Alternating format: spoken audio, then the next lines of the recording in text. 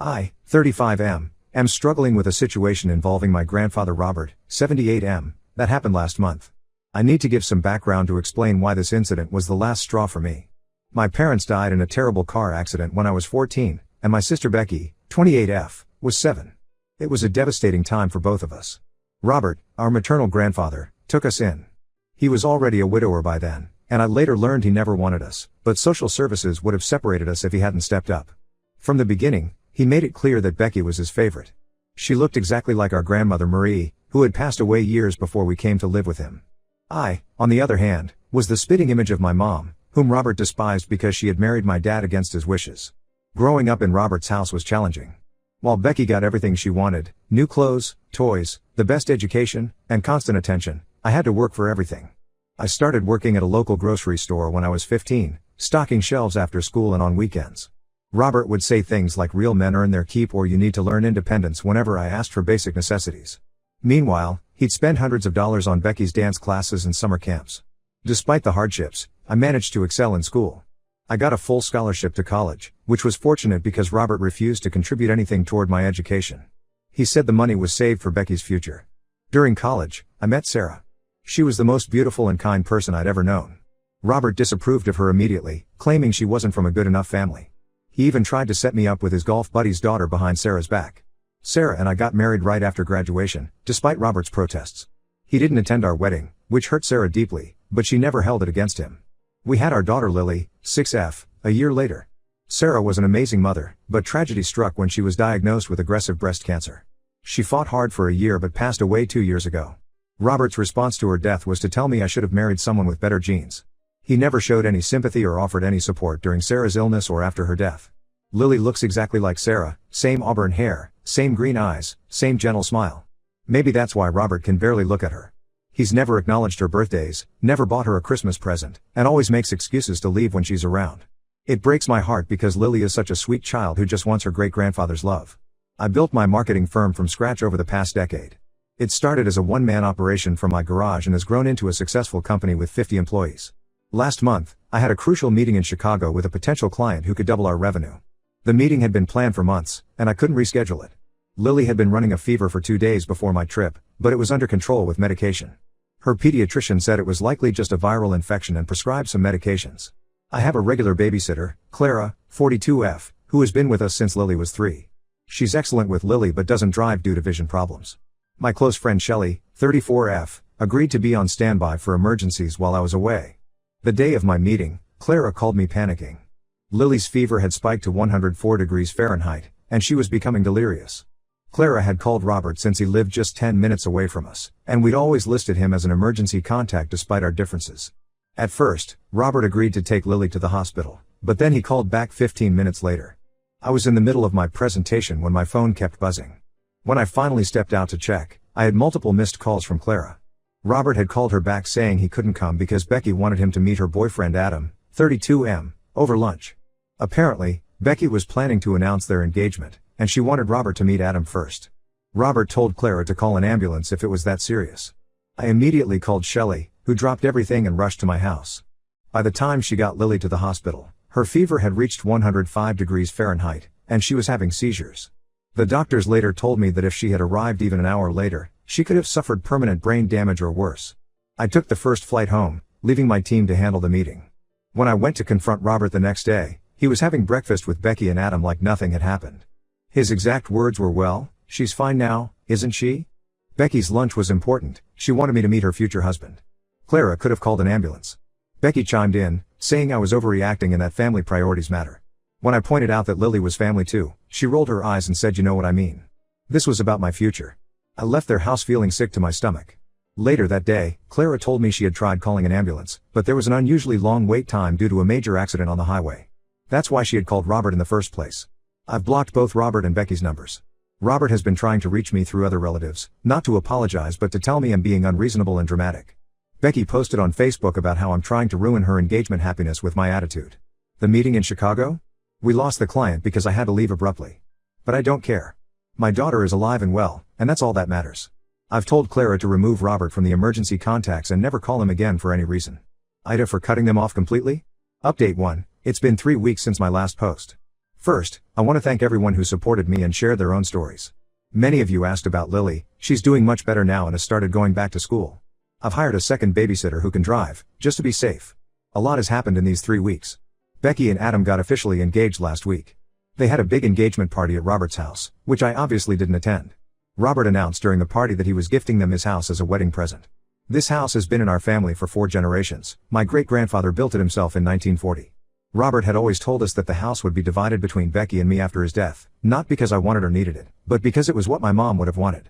The day after the party, I got multiple calls from relatives criticizing me for not attending my only sister's engagement.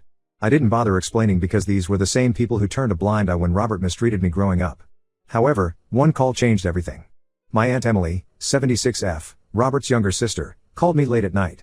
She's always lived in Florida and wasn't very involved in our lives, so I was surprised to hear from her.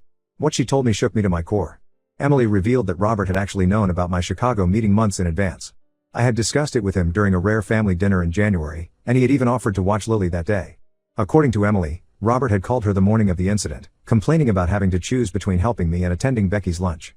He had told Emily that Becky was threatening to elope with Adam if Robert didn't show up to give his blessing. But that wasn't the most shocking part. Emily then told me something about my parents' accident that she'd been carrying for years. The night before the accident, my dad had called Robert about borrowing his old pickup truck because Dad's car was making strange noises when braking. Robert had recently had the car serviced and knew the mechanic had warned him about the brake system needing immediate replacement. Instead of warning my dad or offering his truck, Robert told him the car would be fine for a few more days. He was still angry about their marriage and wanted them to learn a lesson about responsibility. Emily said Robert had confessed this to her years ago during a drunken Christmas gathering. She had kept quiet all these years out of family loyalty, but after hearing about what happened with Lily, she couldn't stay silent anymore. She said she didn't want history to repeat itself with another child getting hurt because of Robert's spite. I confronted Robert the next day at his house. I didn't tell him about Emily's call immediately. Instead, I asked him about the house. He smugly told me that I didn't deserve any inheritance because I had been disrespectful to him my entire life. When I brought up my Chicago meeting and how he had originally offered to help, he denied ever having that conversation. That's when I brought up what Emily had told me about my parents' accident. The color drained from his face. He started stuttering, then quickly shifted to anger, calling Emily a senile old woman who was trying to create drama. He accused me of turning everyone against him and said I was jealous of Becky's happiness. The commotion brought Becky downstairs. She had apparently been upstairs with Adam, looking at paint samples for their future home, my family home. When Robert told her what we were arguing about, she immediately started crying and defending him. She said I was trying to ruin her engagement happiness by bringing up ancient history. When I tried to tell her about Lily's hospital incident again, she screamed that I was being selfish and should think about the family's reputation. Adam stood awkwardly in the background during all this. I noticed him looking increasingly uncomfortable as Robert and Becky got more hysterical.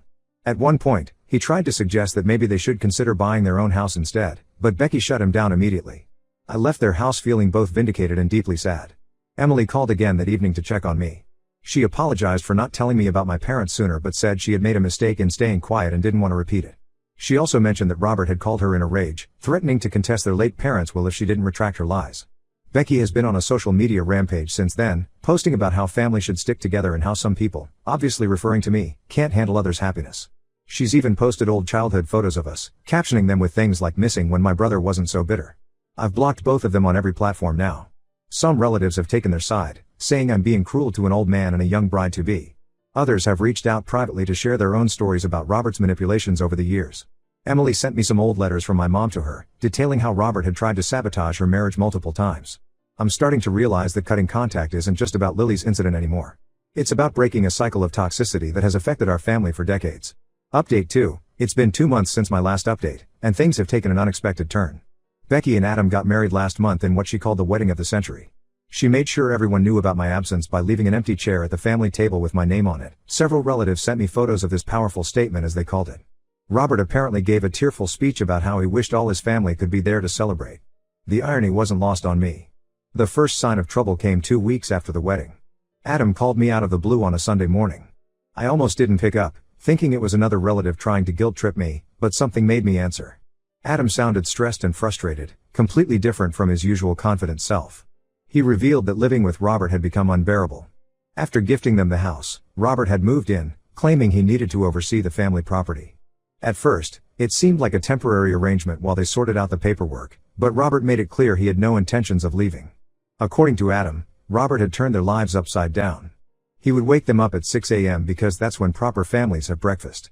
He criticized everything from Adam's work schedule, he occasionally worked from home, to the way they loaded the dishwasher.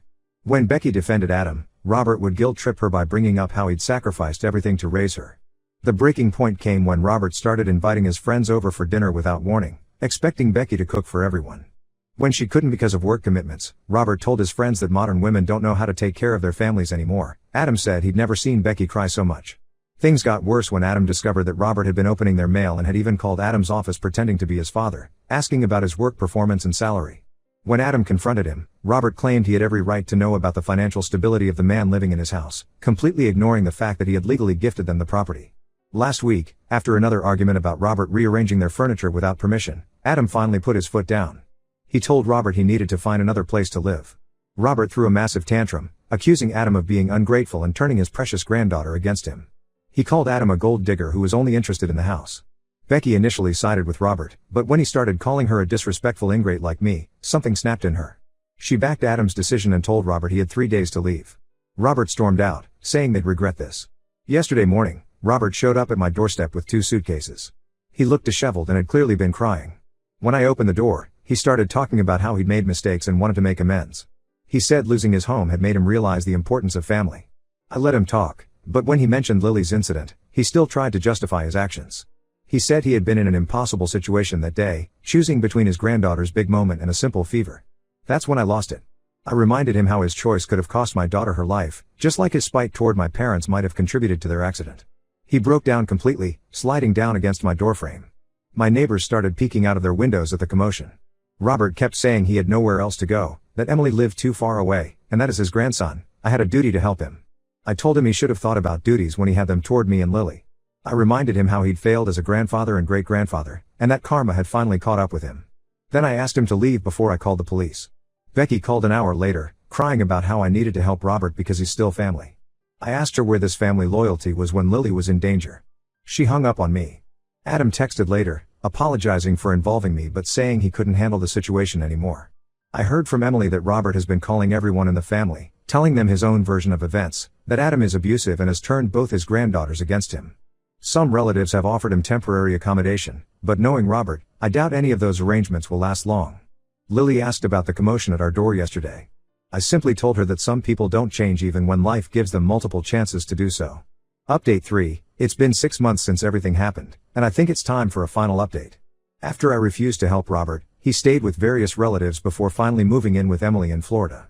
Emily called me last month with some news that explained a lot but changed nothing.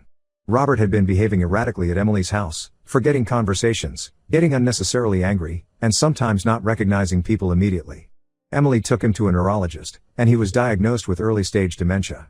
The doctor said the condition might explain some of his recent aggressive behavior and mood swings, but also confirmed that during Lily's incident 6 months ago, he was completely aware of his actions. The doctor estimated the dementia symptoms had only started showing up in the last 2 months. Meanwhile, Becky and Adam's marriage has been going through rough patches. They sold the family house last month, the house that started all this drama. Adam got a job offer in Seattle, and they decided to move there for a fresh start. Becky tried to reach out to me before leaving. She came to my office since she knew I wouldn't let her into my house. During our conversation, she finally admitted that she had been blind to Robert's favoritism all these years. She shared some incidents from after my parents' death that she was too young to understand then, like Robert throwing away the only photos I had of our parents because they took up too much space, while carefully preserving every single one of Becky's dance recital pictures. However, when I brought up Lily's incident again, Becky still tried to defend Robert. She said that with his age and now his diagnosis, we should forgive him and move forward as a family. I asked her if she would have said the same if Lily had suffered permanent damage or worse that day. She couldn't answer. Emily suggested family counseling with a therapist who specializes in elderly care and family dynamics. She thought it might help us understand Robert's actions better, especially in light of his diagnosis. I declined. Some things can't be fixed with therapy and understanding. Robert's actions over the years showed a pattern of deliberate cruelty, not misunderstanding or illness. Last week, Robert sent Lily a birthday card with a check for $5,000. I returned it unopened. He also sent me a letter talking about regrets and second chances, but it felt more like he was sorry for himself than for his actions. He wrote about feeling lonely in Florida and how he misses his real home, but didn't once mention Lily's incident or apologize for it. Lily is doing great now. She's thriving in school and has started taking piano lessons, something she loves. Sometimes she asks about her Aunt Becky or great-grandpa Robert, but less frequently now. I've decided to maintain no contact with both of them. Becky texts occasionally with updates about their life in Seattle, but I rarely respond. Emily keeps me informed about Robert's condition out of courtesy. Apparently, his dementia is progressing, and he often talks about the past now. She said he recently cried about my parents' accident, but I don't know if that's genuine remorse or just the disease talking. Either way, it's too late to matter. Some relatives still think I'm being too harsh, that family should stick together no matter what. But I've learned that sometimes the healthiest thing you can do for yourself and your children is to break toxic family patterns, even if that means walking away from blood relatives. My priority is ensuring Lily grows up in a healthy environment with people who genuinely care about her well-being, not those who see her as an afterthought or, worse, a burden.